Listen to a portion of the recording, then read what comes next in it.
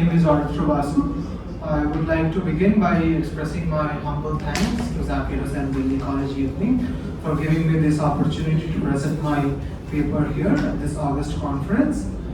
My paper is titled Bending the Norm, Possibilities of Disability in Avatar the Last Airbender. And without any further ado, I will begin. Understanding popular culture in the context of contemporary theories of identity, politics, and inclusivity opens up several avenues of interdisciplinary research with an immense potential to enrich all the fields concerned. One such text from popular culture is the anime Avatar the Last Airbender, shortly known as ACLA. This anime, produced by the American studio Nickelodeon, was aired from February 2005 to July 2008.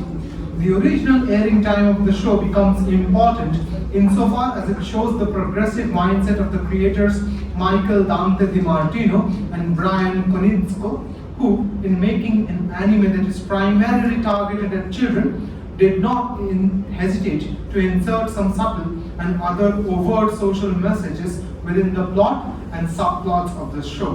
One of the most interesting and impactful themes of this show is the disability of a few characters, manifested most significantly in the character of Toph Beifong, the Earthbender. However, before discussing Toph's character, one needs to question if the bending capabilities of the main characters of the show can be considered a disability or not. In this show, there are 4 types of benders, namely fire, earth, water, and air. Bending can be understood as a superpower which allows the user to manipulate any one element from the 4 elements named above. From the anime, it is evident that this power is vested in a very limited number of people, with the protagonist Aang being the last surviving airbender in the realm. Since it is a kind of physical characteristics that sets the benders apart, can it be defined as a disability? According to Cambridge English Dictionary, disability is defined as an illness, injury, or condition that makes it difficult for someone to do some things that other people do, and that is usually permanent or lasts for a long time. If one were to decontextualize the meaning of it, it could be argued that any kind of physical or mental quality that sets one apart from the masses would render the concerned person disabled in one way or the other. One such stellar example is the constant reference to Sherlock Holmes as a freak in the BBC adaptations of the works of Arthur Conan Doyle. However, since it is an additional capability that does not hinder their day-to-day life in any major ways, rather it allows them to help those in need, the benders of the Alta universe cannot be classified as disabled in the truest sense of the term. Disability and Toph Beifong. There is, however, a very important character in the anime, Toph Beifong, who is disabled. She has no vision and is introduced to the viewers as the fiercest earthbender known to the land. One of the most popular websites for discussing popular culture, fandom.com, says the following about her. And I quote, Toph Beifong is an earthbending master, one of the most powerful of her time, and the discoverer of metal bending. Blind since birth, Toph was constantly treated condescendingly because of her visual impairment, particularly by her overprotective parents, Lau and Poppy Beifong. Upon discovering badger moles, earthbending animals who are also blind, she learned how to use earthbending as an extension of her senses. This gave her the ability to see every vibration that passes through the ground. Therefore, it comes to the viewers as no surprise that she could use her hearing senses, elevated as they were, to sense every vibration that the earth had to offer, thus practically eliminating her disability in the process.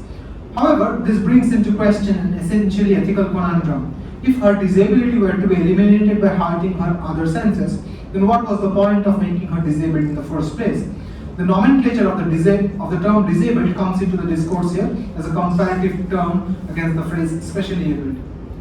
Disability as a discourse seeks to establish the fact that those who are disabled do not need to conform to the ableist standards of society.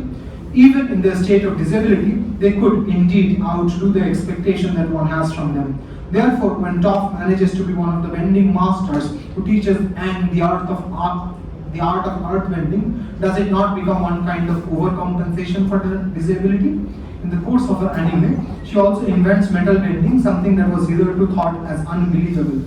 And in the sequel of this anime, The Legend of Korra, the viewers are also informed that she developed a full metal bending police force as the chief of police. In Atla, she stands out as the most significant character after Zuko and Katara, the former being the anti-hero and the latter being the standard companion of the protagonist in his quest for glory. Is it her disability that allows her this much importance, or is it her sheer quality that shuns her disability to a corner by allowing her to rise through the ranks of society within the show? Toph's disability is not a restraining factor for her, rather it becomes one of her unique characteristics. In one of the episodes of the show, she mentions how not being able to see allows her to concentrate more on the vibrations around her and manipulate them to enhance her bending capabilities. This falls perfectly in line with the understanding that once any person loses one of their senses, their body adapts to the situation by enhancing the other basic senses that they possess. From another perspective, this anecdote shared by Toph also sits well with the basic understanding of physics, where every element has its own wavelength, vibrations and frequency, which can be measured using scientific equipments. Therefore, one can say that her superior earthbending powers that allowed her to win all those earthbending matches as the Blind Bandit was a circumlocuted consequence of her disability. It cannot be said with absolute certainty that she would not have had such extraordinary bending abilities had she not been blind, but from the information given to the viewers in the show, this disability of hers seems to be a catalyst in the process. Disabling the supremely able. Another instance of disability occurs in the finale of the anime, where in his ultimate battle against Ozai the Fire Lord, Aang uses his powers of the Avatar to the fullest extent and takes away the fire-bending capabilities of Ozai. Throughout the series, we see Ozai being unreasonably proud of his fire-bending skills and using them to hunt down the Avatar. Initially, he sends his son Zuko on the quest for the Avatar, and then comes down to the playing field himself. In the third season of the show, the team comprising Aang, Katara, Sokka, Toph and Zuko reached the firebending nation in order to wait for the solar eclipse.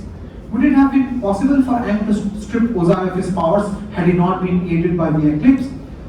This is not for us to discuss.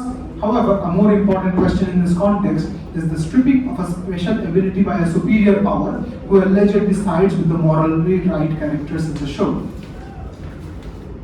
Disability in any individual can either be from birth or acquired during one's lifetime. However, Aang's actions against Ozai do not render him disabled in the context of the common people of the show. In his own context, however, Ozai is bound to feel incompetent, lacking, and in more than one sense disabled. One is quickly reminded of the first Thor movie when he was stripped of all his powers by Odin All-Father. In a similar manner, though Thor's movie came later in the chronology of events, the comic from which it was taken was published much before the release of Atla. Ozai suffers also because of a change in his lifestyle. Though the series does not dwell on this topic for long, some inferences can be drawn from this particular episode.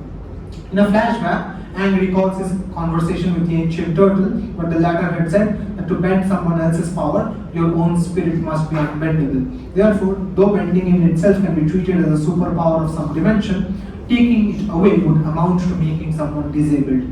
In the dissertation Issues of Individual Design and the Relational Model of Disability in Avatar the Last Airbender, Mackenzie Kelley writes about this in detail. And I quote, "Ability in the world of Avatar then is defined by this body-environment connection. Function will quite evidently relies on the interaction of space and bodies. The show illustrates this point time and again throughout the series by reminding viewers of what happens when this connection is either disregarded by a character or otherwise interrupted by external cause. Quite often, bending abilities themselves are disrupted. Thus, the show highlights this important norm of bodily environmental connection through its repeated disruption.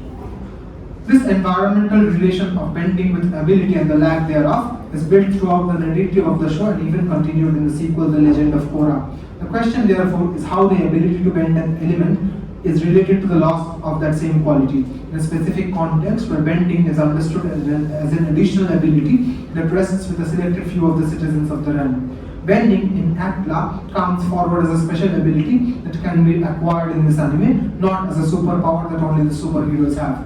Therefore, when Ozai lost it, it became his disability, especially in a nation full of firebenders. Ozai's disability, if I may use the term, is an acquired one. The agency in this case rested in the hands of the Avatar, who decidedly took away some of the abilities that Ozai possessed because he was using them for evil purposes. While this is the least Aang could do to ensure that the battle between the Fire Nation and the rest of the nations came to an end, it did not come without some damage being done to Ozai. This incident becomes the perfect avenue to understand disability with respect to war. The casualties in war do not end with the lost lives, rather that remains at the tip of the iceberg. War heroes come back with every kind of physical and mental injuries, be it in the real life after the 2 world wars, which led to the first known diagnosis of post-traumatic stress disorder, or infection like Frederick Henry in A Farewell to Arms. However, Ozai's fate after the war with Aang reveals that despite his disability, his sense of identity and the semblance of power that he once had were not completely lost, which according to the Avatar fandom page caused the Harmony Restoration movement. This sense of retaining his identity sits well with the social model of disability. The social model of disability, as illustrated by Tom Shakespeare, has been effective psychologically in improving the self-esteem of disabled people and building a positive sense of collective identity. In the traditional accounts of disability, people with impairments feel that they are at fault. Language such as invalid reinforce a sense of personal deficit and failure. The focus is on the individual and on her limitations of body and brain. However, from an ethical standpoint, whether the morale and self-esteem of Ozai needed improvement or not can be severely debated.